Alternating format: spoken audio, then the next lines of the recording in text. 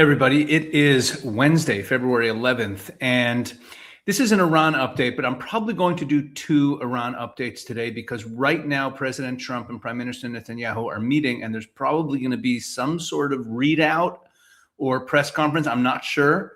Last time they met, there was barely anything, so I don't know what we're going to get out of that meeting today, but I figure if there's breaking news coming out of that, I will do another video later. If here in Israel, it's still early enough that I can make the video, but there's still a tremendous amount to report on. So let's just get right to it. Let's start with President Trump on Larry Kudlow's show on Fox News from yesterday. As you know, we have a massive flotilla right now going over to Iran. We'll see what happens. I think they want to make a deal. I think they'd be foolish if they didn't. We took out their nuclear power last time, and we'll have to see if we take out more this time. Do you think a deal with Iran, with this current regime, would ever really stick? They want to make a deal. They wouldn't talk to anybody else, but they're talking to me. But, you know, it's a good question. A lot of people say no. And I would say that I'd rather make a deal. It's got to be a good deal. No nuclear weapons, no missiles, no this, no that, all the different things that you want. But some people worry that they've been very dishonest with us over the years, right? Very dishonest. Obama and Biden, what they did in terms of creating a monster with Iran was terrible. That Iran nuclear deal was one of the dumbest deals I've ever seen. All right. So the breaking news out of this story, and if you've been watching my updates the last few days, you know what I'm talking about. The big breaking news is that he included the missiles also. We talked about this, that the previous few statements, he was talking more just about the nuclear program. And here he says no nuclear, no missiles, no this, no that, whatever he was talking about. And of course, he also mentions that they have all the military assets over there as always. Now, in terms of what Larry Kudlow asked him, like, do you really think a deal is worth anything? Like, even if you make a deal, what he was basically saying politely, even if you make a deal, what's it worth with these guys? They're not going to hold to any deal. That's refreshing to hear from an American commentator, but it's also such an important message for all of these Western diplomats. Look, in Islam, there is a principle called taqiyya. Taqiyya is deception and lying for the purposes of jihad, for the purposes of Allah. And you're allowed to lie to an infidel. It's totally fine. And it's actually like considered virtuous if you lie to your enemies. And that's why when you see these Muslim leaders just saying lies, like saying our nuclear program is only for civilian use and we want it to be peaceful, and they'll stand in front of the camera and just say lies, and they look so calm about it. Think about this. The reason that a lie detector works is because your heart rate changes when you're lying, right? Because we're all raised with some sort of guilty conscience when we're lying. If you're raised in a religious system that tells you that God wants you to lie, that God wants you to deceive, you don't feel bad about it. I always wonder if these guys could pass a lie detector test. Anyway, besides the Trump statement, we also have a statement from the Iranians themselves. So here is Abbas Araghchi, the Iranian foreign minister, being interviewed by Rick Sanchez, who's a piece of garbage. Rick Sanchez is a commentator. He's an anchor on RT, which is the Russian propaganda news network. He actually moved to Moscow. So he gives them this image of having an American, host. And he was on CNN. He was on some other networks over the years, but he's basically a shill for Russian propaganda. And here he interviewed Abbas Araghchi. So let's take a look at this clip. I already instructed my team. You need Mr. Trump to tell you personally that, since he's the one who broke the promise last time. We need a guarantee. We need an objective guarantee that the same scenario is not going to be repeated, and the United States is not using force to resolve differences with others, or with Iran at least. That's a fair point. They tried it once last year and they failed.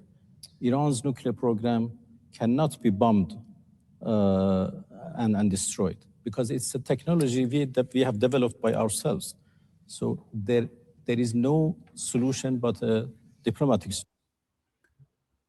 Right. So here's Abbas Araghchi saying that we need a guarantee from the To Americans. work on We need a guarantee from the Americans that they're not going to attack us while we're negotiating, because last time while we were negotiating, the Israelis attacked, and we need a guarantee.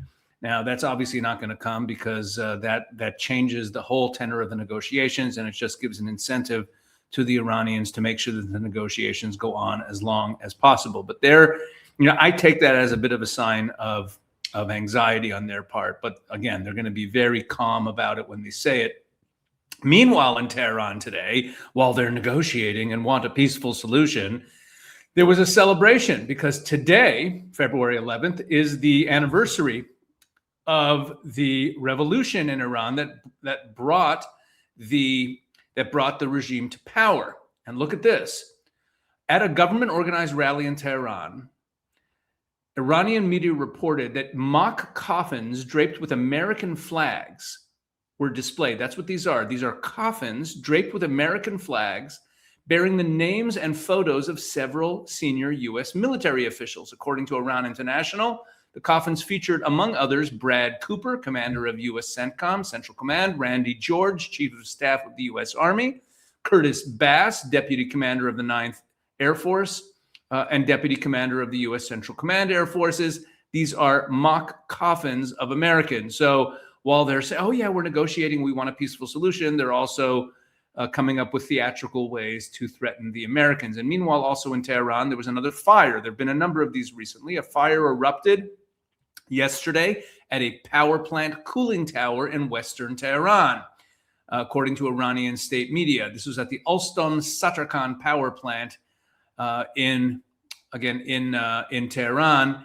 And this is one of a number of fires that has broken out in Tehran recently. We saw this from just a few days ago, from 4 days ago, that there was a large fire that broke out at an Iranian military complex.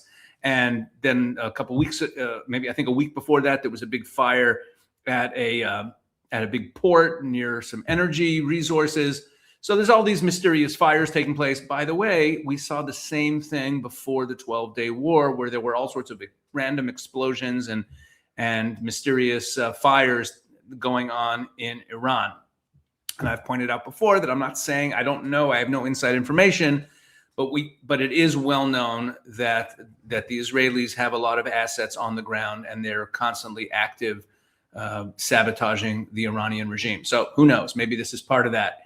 Meanwhile, we also have this story. Now, this is interesting, because it says that China deploys Type 055 destroyer, signals intel support to Iran as U.S. THAAD spotted in Jordan. This is a story from the Times of India from today that talks about the Chinese apparently, seemingly coming to the aid of the Iranians. Let me explain what this really is. So China put these Type 055, that's what they're called, guided missile destroyers. Okay, they sent that. I'm sorry, they sent a Type 055 guided missile destroyer, also another guided missile destroyer in 052, and the Laowang-1 naval tracking surveillance ship into the Gulf of Oman. The Laowang-1 is a space tracking vessel capable of long-range monitoring, including tracking naval movements and missile activity, suggesting China may be collecting broad maritime and electromagnetic intelligence. This is all from the Times of India story. This movement occurs as U.S. military assets, notably THAAD missile defense systems, have been deployed in Jordan.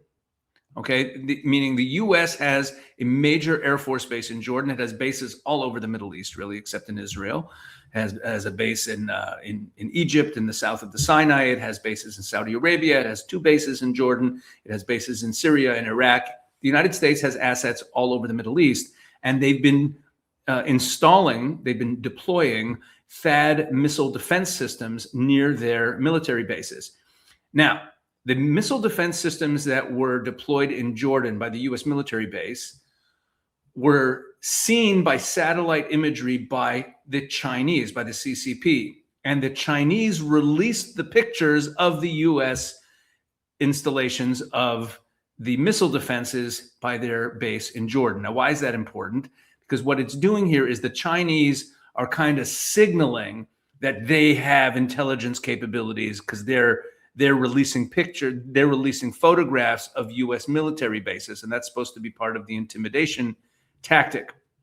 Now, Beijing, the Chinese could be setting themselves up for an intelligence gathering and sharing role here to share intelligence on Western forces in the area, and they would share this with obviously with the Iranian regime, and that could give the Iranians some information. So the Chinese are signaling that they're sharing, or maybe they are actually planning to serve in an intelligence capacity and maybe even a missile defense capacity. That's what these ships that they deployed are all about. Okay, so let me just keep it simple. The assets that the Chinese have now deployed to the Gulf of Oman have an intelligence gathering capability and a missile defense capability. Okay, but these are warships and a surveillance vessel, right? So they're putting them into this area where the United States is amassing all of its assets. And at the same time, the Chinese have not, here's what they have not done. They have still not said that they are going to come to the defense of the Iranians. And I've talked about this, about how they're not going to, okay? I keep saying this, and I'm really quite confident no one is actually going to come to the defense of the Iranian regime if it's falling. But what the Chinese and the Russians are doing, the Russians to less extent, but the Chinese to a greater extent, what they're doing is trying to signal that they're with the Iranians, try to like this posturing without actually saying we will come to the Iranians' aid, because they're not going to, and they don't want to get into a kinetic conflict with the United States. So they're, again, saying that they're going to support them, and they might support them with some sort of intelligence gathering, but the Chinese also have to very carefully manage their relationship with President Trump. Now, meanwhile, what's the U.S. up to? So here, this is interesting. This kind of gets lost in the shuffle with everything else going on in the news, but J.D. Vance has been visiting a couple important countries. U.S. and Azerbaijan signed strategic partnership during Vance's visit. This is from yesterday. So J.D. Vance, Vice President Vance, was over there in Azerbaijan, and they signed a strategic partnership on Tuesday encompassing economic and security cooperation. Okay? That's very important.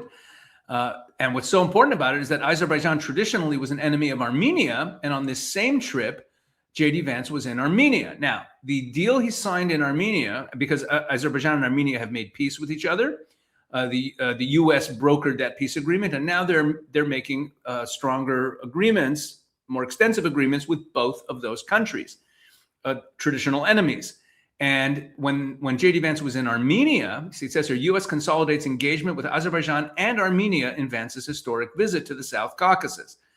This visit to Armenia, while on the surface it was only about, what they said about the Armenia deal initially was that it was only about, civilian uses of nuclear energy. Now, they're not going to make them into a nuclear nation in terms of weapons, but in the fine print, it says here that the agreement between Armenia and the United States will also include sharing drones. Look at this.